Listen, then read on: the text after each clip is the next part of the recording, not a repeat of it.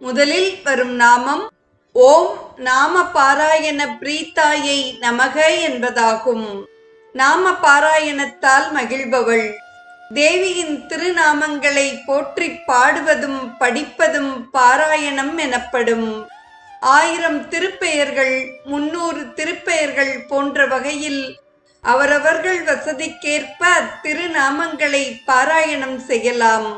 அதனால் தேவி மகிழ்கிறாள். அம்பிகை வழிபாட்டில் நாத பாராயணம், கட்டிகா பாராயணம், தத்துவ பாராயணம், நித்திய பாராயணம், நாம பாராயணம், மந்திர பாராயணம் என 6 வகையான பாராயணங்கள் உள்ளன. அவற்றுள் மிகவும் எளிதானது நாம பாராயணமே ஆகும். நாம பாராயணம் என்பது சகஸ்ரநாம பாராயணத்திலிருந்து வேறுபட்டது.